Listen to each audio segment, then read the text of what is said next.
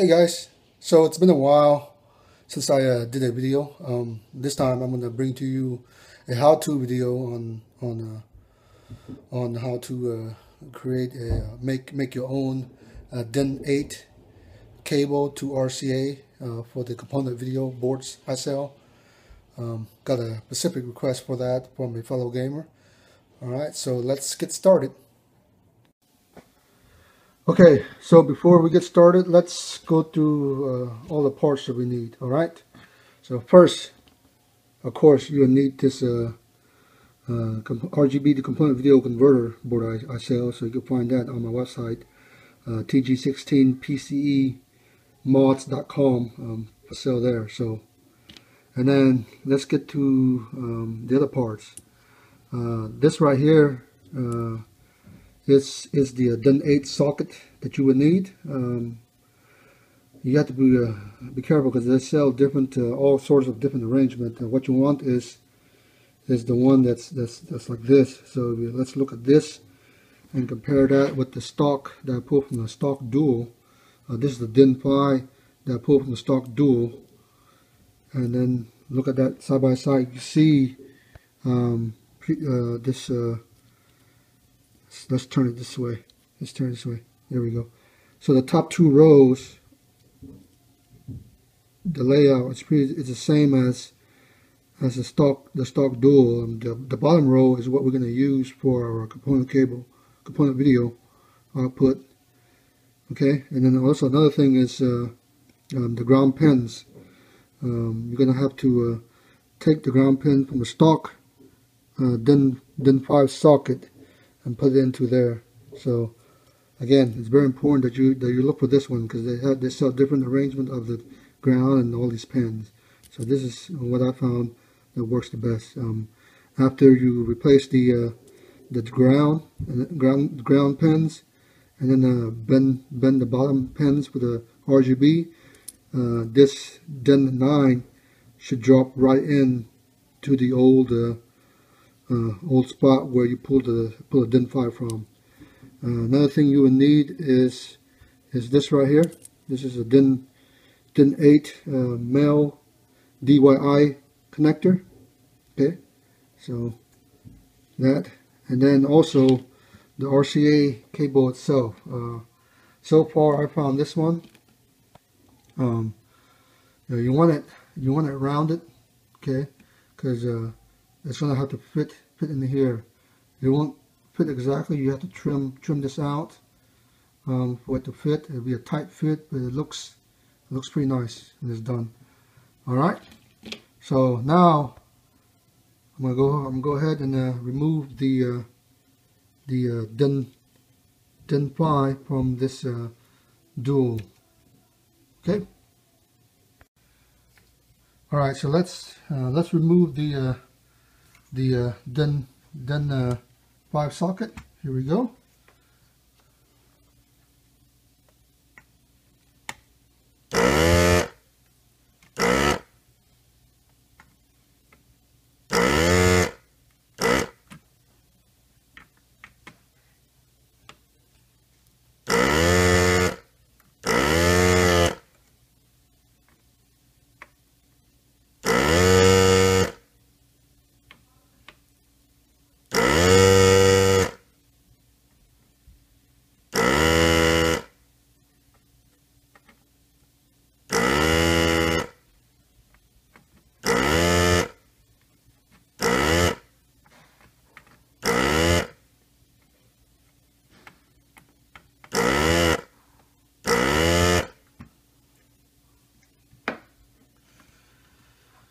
Okay, so it should pop right out. Here we go. All right. So now let's, you follow my hand? Okay, so you follow my hand, okay? All right, now it's, let's remove the ground pin from the stock Din and put it in this one, okay? So we just have a little flathead screwdriver and pop. The bottom plate should pop right out. There we go. All right, where did my ground pin go? There you go. Here's my ground pin. Okay, zoom in closer, honey. Alright, let's remove it from here.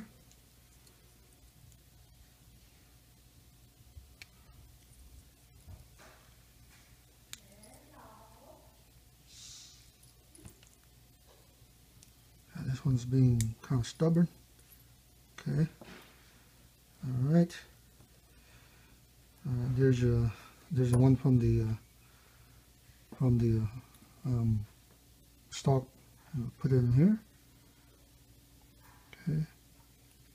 See, fits right there. And now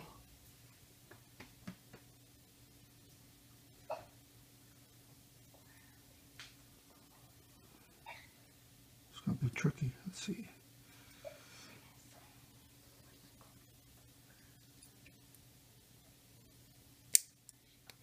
There we go. Okay. Now let's bend these to take yourself a little plier. We'll bend this way. Okay. And we'll bend this way. And we'll bend this way.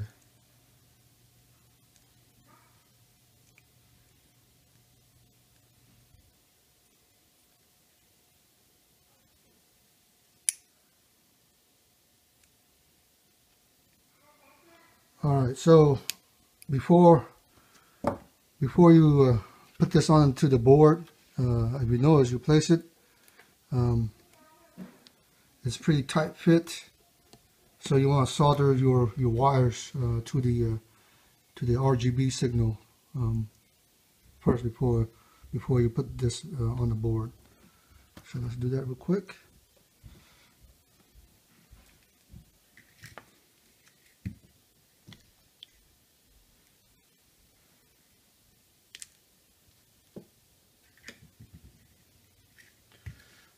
This wires I'm using, if you're curious, it's a 28 gauge stranded, multi-stranded wires, multi-copper stranded wires. These are the perfect size, I think.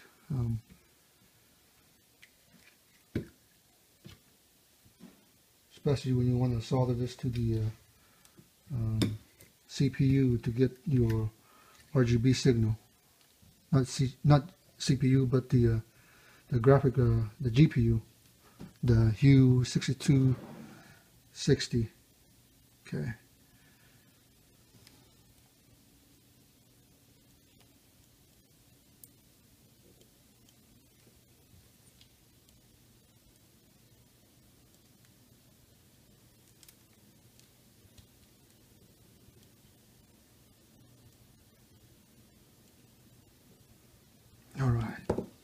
All right, so look at my diagram here. This is looking at the socket. Get a close up. So this will be your PB, the blue cable. This will be your PY, the middle one. That will be your red cable, and this right here will be your Y cable. Okay, so PB. PR, and then the Y. All right.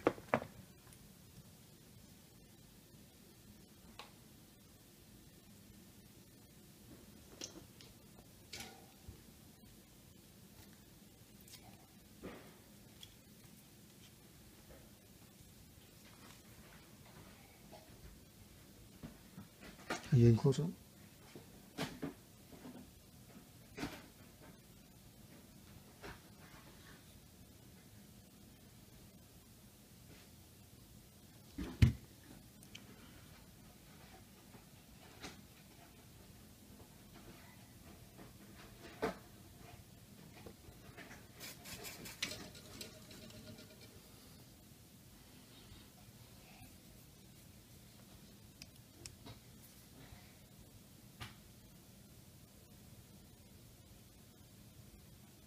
Oh, and also it's a good idea to tin the wires first before you solder it.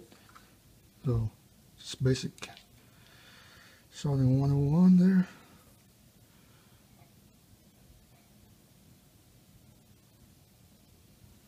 Okay. All right.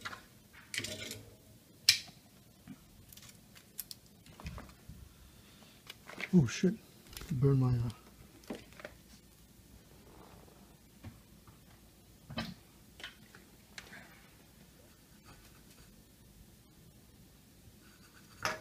was wondering what that smell was.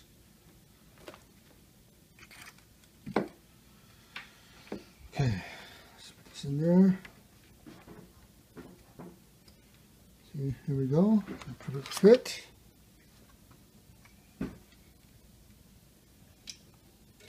Close up.